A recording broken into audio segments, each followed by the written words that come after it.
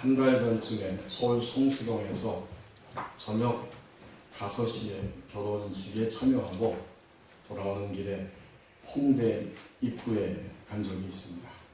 역에서 내려서 9번 출구를 빠져나오기 위해서 올라가는데 사람들이 가득 차 있어서 꼼짝도 할 수가 없었습니다. 수많은 젊은이들이 주말을 즐기기 위해서 바로 한꺼번에 몰려 있었기 때문입니다. 이것이 말로만 듣던 젊음의 거리 홍대구나 하는 생각이 저절로 들었습니다. 한 15분 정도 꼼짝하지 못하고 있다가 천천히 올라가서 홍대 거리에 딱 섰는데 수많은 젊은 사람들이 거리에 가득 차 있었습니다. 노래하고 춤추고 음식점마다 들어가 앉을 틈이 없습니다. 그런데 가만히 보니까 그곳에 혼자 온 사람은 아무도 없더라고요. 친구끼리, 연인끼리 짝을 맞추어서 다 함께 즐거운 시간을 보내고 있었습니다.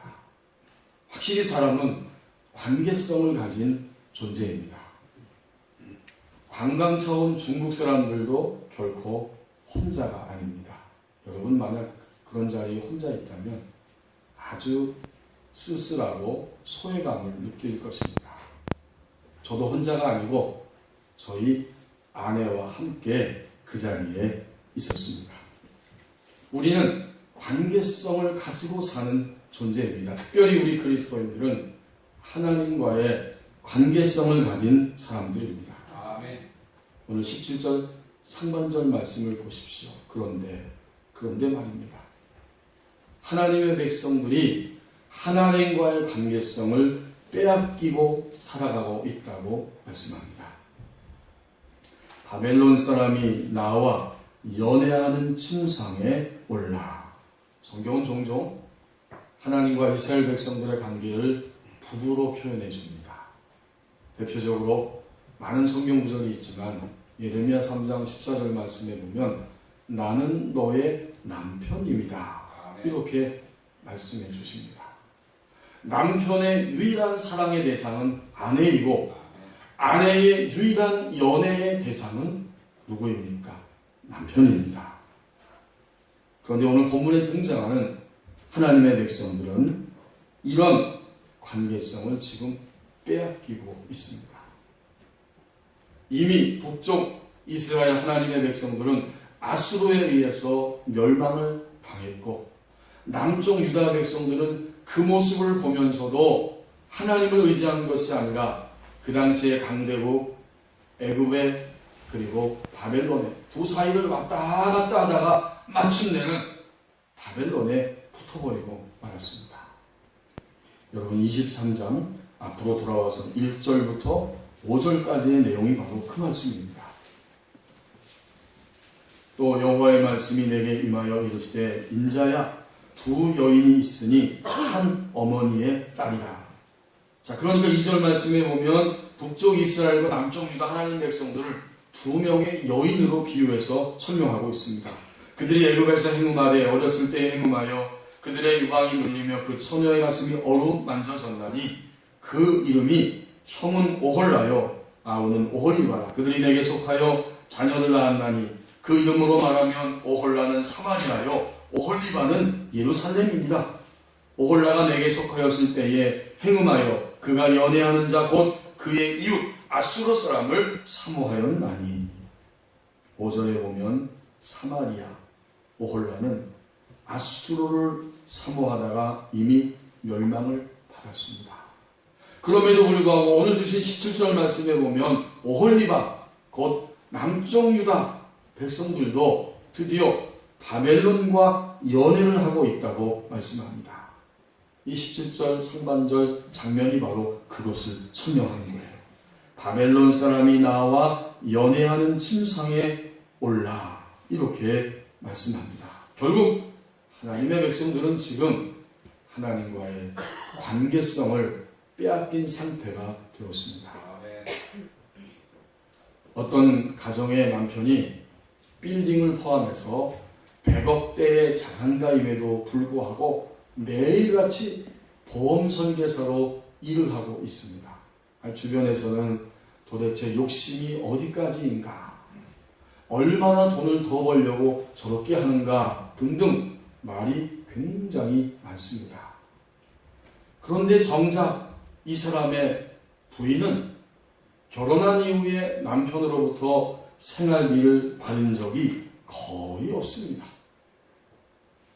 남편은 어릴 때 아주 가난하게, 지독하게 가난을 겪으면서 성장했고 돈 때문에 부모가 이혼하는 이런 아픔을 겪었다고 합니다.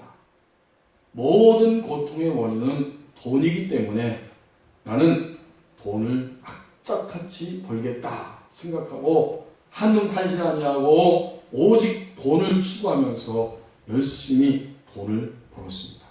다행히 사업 수완이 좋아서 젊었을 때 큰 돈을 벌 수 있었다는 거예요. 그러나 자신이 번 돈은 결코 가족을 위해서 쓰는 돈이 아니었습니다. 오직 어린 시절 부모에게 버림받고 외롭게 살아야 했던 이 과거에 대한 복수일 뿐이었습니다. 큰딸을 시집 보내면서도 혼수는 고사하고 그동안에 입었던 옷가지를 주워 모아서 큰 가방 2개에다가 집어넣어서 보내게 할 만큼 이렇게 이 아버지는 돈에 대해서 인색합니다. 안타깝게도 모든 가족들은 그 남편의 인색함에 지쳐버렸습니다. 이제 한 가지, 저 사람이, 아빠가, 남편이 하늘나라로 올라갈 날만을 고대하면서 살아가고 있다고 말합니다. 여러분, 정말 믿겨지지 않는 이야기지만 사실입니다. 그가 비록 과거에 그 무의식 속에 있는 상처 때문이라고 말할 수 있지만 이것은 가족과의 관계성을 빼앗긴, 가족과의 관계성이 잘못되고 관계성을 빼앗겨버린 이런 상태를 보여주는 모습입니다. 하나님을 믿을 때 하나님과 우리와의 관계성은 어떤 것으로도 대체할 수 없는 절대적인 관계성입니다. 그럼에도 불구하고 사실 오늘 예배한 우리들은 가지가지의 바벨론에 의해서 하나님과의 절대적인 관계성을 빼앗기고 살아갑니다. 17절 중반절 말씀을 보십시다. 관계성이 깨진 곳에는 고통이 있다고 말씀합니다. 음행으로 그를 더럽히네 그가 더럽힘을 입은 후에. 어떤 고통입니까? 관계성을 빼앗기고 나면 더럽혀지는 고통이 있습니다. 사람이 세상에 처음 태어나면 아기 때에는 있는 그대로 느끼고 반응합니다. 무조건 아이는 자기의 마음에, 자기 생각에, 자기 몸에 불편하면 우는 거예요. 결코 재지 않고 그냥 행동합니다. 이것이 아이의 모습이죠. 그래서 아기의 미소는 천사와 같다고 하는 이야기를 하게 됩니다. 이제 시간이 지나고 커가면서 나이가 들면서 이런 순수함은 없어져 버리고 점점 오염되고 더럽혀지는 나의 모습, 사람들의 모습을 발견합니다. 믿음에도 이런 모습이 나타나고 있어요. 하나님을 사랑하고 하나님에 대한 감격과 열정과 소망으로 가득 차 있는 것이 아니라 이상하게도 믿으면 믿을수록 시간은 계속 흘러가고 있는데 더 많이 교회에 나올수록 어떤 경우에는 어떤 분들은 우리 자신들은 하나님에 대한 감사와 감격과 열정과 사모하는 마음을 다 빼앗겨버리고 그냥 적당하게 믿고 마는 이런 모습이 있습니다. 이것이 뭘까요? 더럽혀지고 오염됐다고 하는 증거입니다. 여러분, 정말 더럽혀지고 오염되면 우리 안에 다른 것들이 계속 밀려옵니다. 하나님을 믿으면서도 의심이 생깁니다. 염려와 두려움에서 결코 벗어나지 못해요. 하나님이 나를 사랑하는 건 맞아? 아니, 하나님이 살아계신 건 맞아? 그리고 하나님이 살아계시다면 나에게 관심이 있는 건 맞아? 그런데 왜 내가 그렇게 기도해도 나에게 응답이 없는 것인가? 이러면서 끊임없이 하나님을 믿는다고 하면서 관계성을 가지고 있다고 하면서도 우리는 고통 가운데 살아갑니다. 답답하고 고통스러운 거예요. 하나님을 믿으면서도. 불교에서도 고통을 이야기합니다. 불교는 인생을 괴로움이라고 표현하죠. 인간은 태어나서 인생을 살면서 고통 가운데 어쩔 수 없이 본질적으로 있게 된다. 왜 이런 고통이 인간에게 있는가? 그것은 곧 집착 때문이다. 세상에 있는 모든 것들이 영원한 것은 없고 다 변하고 가변적이고 사라지는 것임에도 불구하고 그런 것들에게 계속해서 집착해 있으니까 인간에게는 고통이 있다. 이렇게 설명합니다. 만약 집착이 없으면 고통도 없다는 거죠. 그러므로 사라지고 말 것에 집착하는 것은 참으로 어리석은 것입니다. 이 고통을 멈추기 위해서는 어떻게 해야 되느냐? 멸해야 한다고 설명합니다. 이 멸한다는 것은 곧 무지를 제거하는 일입니다. 아멘. 고통, 괴로움의 원인이 되는 이 무지를, 이 집착을 벗어버리기 위해서는 8가지 그 8정도 선한 길을 갈 수 있고 그것을 알고 실천해야 한다고 설명하고 있어요. 그때 비로소 도에 이르게 될 것이다. 이것이 곧 그 불교에서 말하는 고집, 멸도, 사성제입니다. 4가지의 진리, 깨우침이라고 이렇게 주장합니다. 그러나 여기에는 인간이 타락했다고 하는 사실과 인간이 결코 그것을 실천할 능력이 없는 이런 부패한 존재라고 하는 사실을 알지 못하고 이런 주장을 하고 있어요. 아멘. 또 하나 불교에 있어서 중요한 기본 사상은 바로 윤회 사상입니다. 이 윤회는 수레바퀴가 돌듯이 삶과 죽음이 계속해서 반복된다고 하는 이야기이죠. 그러면서 이 세상에서 사는 동안에 몸으로, 입술로, 마음으로 쌓은 선악의 정도에 따라, 다시 말하면 업에 의해서 6가지 세상으로 인간은 끊임없이 태어난다는 거예요. 가장 최하급의 나쁜 곳은 지옥입니다.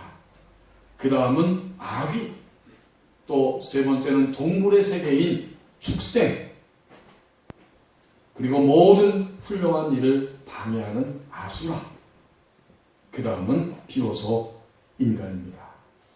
마지막 6번째는 어디서 태어났냐? 하늘의 세계, 천상에서 태어난다는 거예요. 아멘. 그런데 이 극락, 최고의 세계인 천상도 영원히 거하는 곳이 아니고 또다시 다른 세상으로 반복해서 태어나야만 하는 이러한 세상입니다. 결국 불교는 이 영원한 세상이 없는 겁니다. 아멘. 자, 이것을 해결하기 위해서는 한 가지 방법밖에 없는데 해탈하는 거예요. 그런데 이 해탈조차도 사람이 이러한 6가지 세상에 다시는 태어나지 않는 것이 바로 해탈이라고 설명합니다. 여러분 어떠세요? 그럴듯하지요? 하지만 고집멸도, 윤회사상, 이 모든 것들은 인간이 뭔가를 할 수 있고 또 인간이 뭔가를 해야만 한다고 주장하는 겁니다. 그러나 성경은, 복음은 하나님의 말씀을 처음부터 인간은 철저하게 무능하고 타락했기 때문에 인간 스스로는 어떤 것도 할 수 없다고 선언합니다. 그래서 복음이에요. 오직 하나님의 사랑을 받아들이고서야, 하나님의 사랑 안에 거할 때에만, 하나님과의 관계성이 깨어지지 않을 때에만 진정으로 고통에서 해방되고 하나님이 주시는 영생과 천국의 실제를 누릴 수 있다고 말씀합니다. 아멘. 그런 걸 오늘 본문에서 음행으로 그를 더럽혔다, 더럽힘을 입었다 하는 말씀은 하나님 백성들이 하나님과의 관계성이 깨어져서 더럽혀진 상태에 있는 영적인 모습을 보여주시는 말씀입니다. 아멘. 우리는 음행으로 하나님과의 관계성이 깨어지고 더럽혀졌기 때문에 염려하고 근심하고 있습니다. 하나님과의 관계성이 깨어지고 더럽혀졌기 때문에 시기하고 거짓말을 하고 미워하면서 살아가고 있습니다.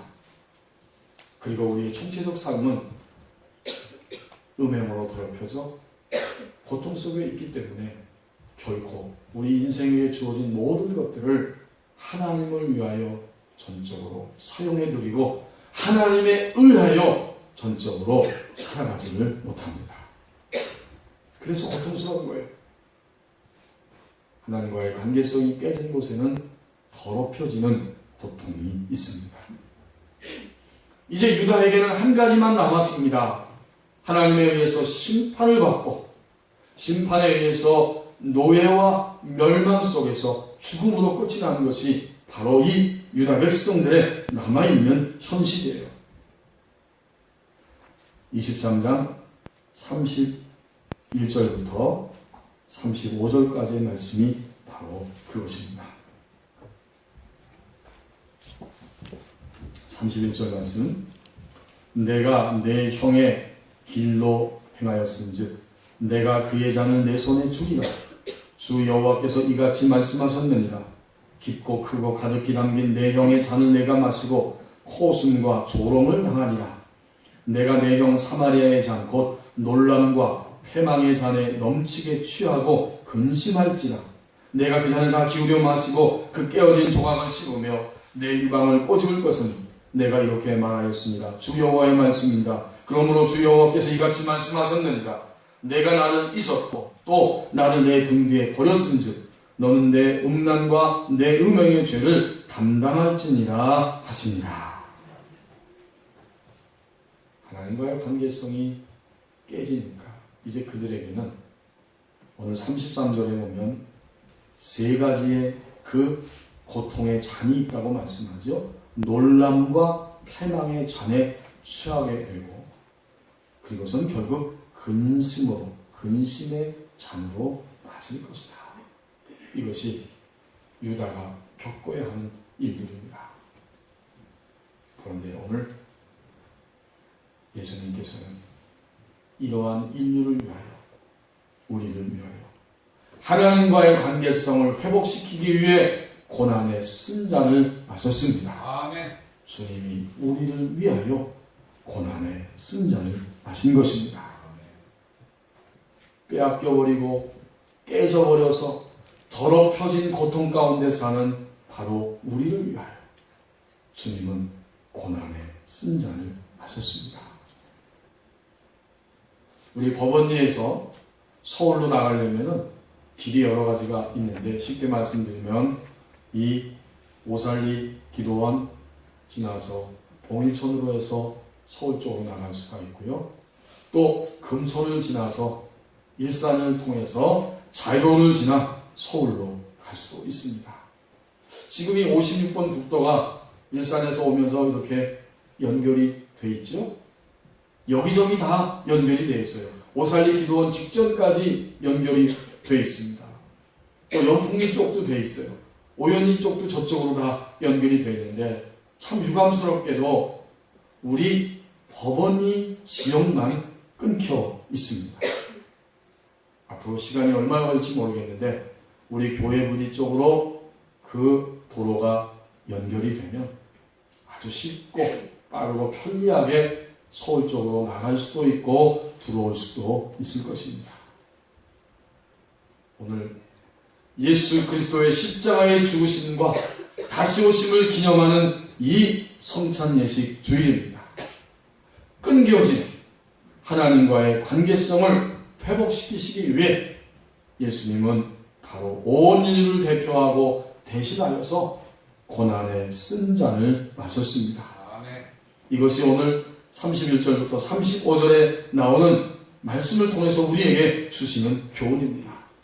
유다가 하나님과 깨어진 관계로 더럽혀진 유다가 마셔야 할 그 고난의 쓴 잔을 패망과 또 근심과 염려 속에서 살아가는 인생의 그 모든 쓴 잔을 우리 주님은 십자가 위에서 다 마셨습니다. 아멘.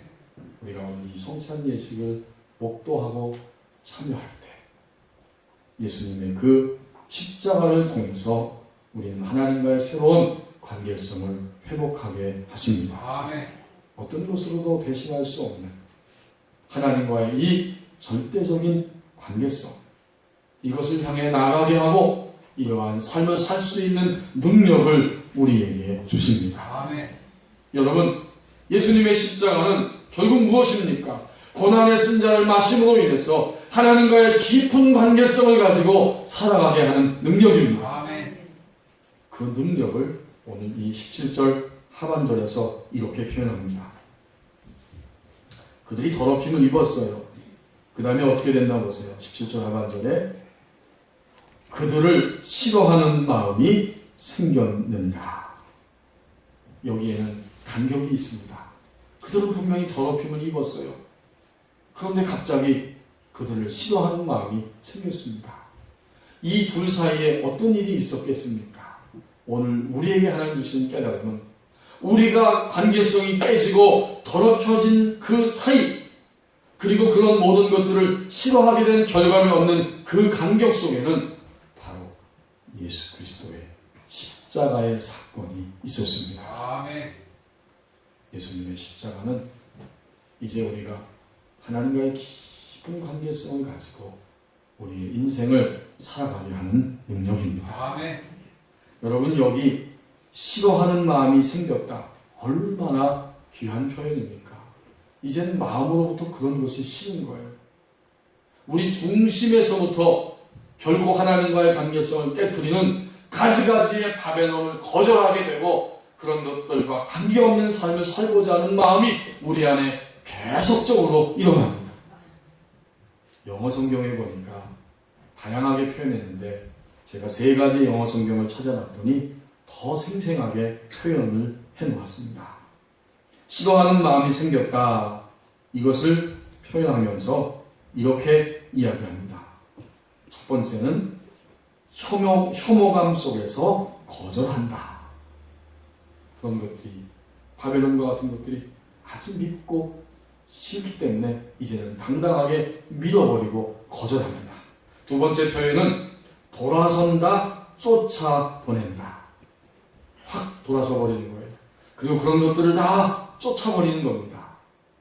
또 다른 영어 성경에 보면 그런 것들로부터 소외감을 느끼게 한다. 이상하고 낯선 것들이 되게 한다. 놀라운 변화의 능력입니다. 이제 우리가 이 성찬에 참여할 때 우리 안에 있는 가지가지의 바벨론의 세력들을 쫓아내고 그런 것들을 혐오감이 들기 때문에 거절해버리고 그런 것이 더 이상 우리에게 익숙한 것이 아니라 낯선 것이 되어버리는, 그래서 오늘 17절 하반절 말씀처럼 마음으로부터 싫어하게 되는, 싫어하는 마음이 생기는 이 놀라운 능력이 우리 가운데 임하게 될 것입니다. 아멘.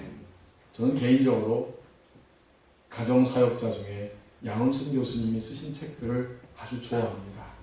전에도 제가 종종 인용했지만 오늘도 인용하고 싶습니다. 그리스도인에게 있어서 문제도 있지만 예수님 안에 해답도 있다. 아멘.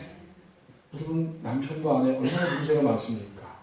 또 자녀와 부모들 간에, 우리 가정 안에 경제적인 문제, 아주 또 말로 표현할 수 없는 여러 가지 폭력과 가지가지의 일들이 가정 안에 일어나고 있습니다. 그러나 그 모든 것 가운데 예수 그리스도는 영원토록 우리의 유일한 해결자가 되십니다. 아멘. 오늘 우리가 성찬에 참여하고 이 성찬을 목도할 때 주님은 지금 여기에 즉시로 임재하셔서 우리의 모든 것들을 해결하시는 능력으로 임하십니다. 아멘. 이제 주님은 십자가를 통해서 하나님과의 관계성이 빼앗겨지고 깨어지고 더럽혀진 우리를 하나님을 향하게 나아가게 하십니다. 아멘. 바로 이런 능력을 우리에게 베풀어 주십니다. 아멘. 고난에 쓴 자는 왜 하나님과의 관계성을 회복시켜 주시기 위해서 바로 그것 때문입니다. 기도하겠습니다.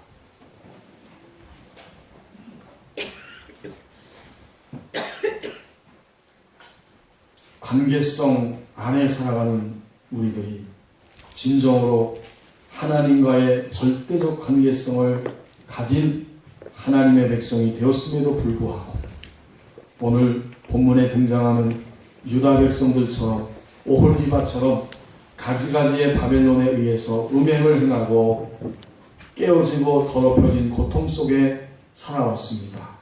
이제 오늘 예수 그리스도의 십자가의 죽으심과 부활하심을 기념하는 이 거룩한 성찬 예식을 목도하고 참여하면서 예수님의 십자가가 다시 하나님과의 관계성을 회복하고 하나님을 향해 나가게 하는 능력임을 실감하는 귀하고 복된 시간이 되게 하여 주옵소서. 아멘. 고난의 자는 왜? 바로 이것 때문입니다. 하나님과의 관계성을 회복시키기 위하여 우리 가운데 주님이 임재해 계십니다. 오늘 이 성찬을 통해서 우리 모두가 다시 새롭게 하나님을 향해 나아가는 결단과 은혜가 넘치게 하여 주옵소서. 아멘. 예수님의 이름으로 기도하옵나이다. 아멘.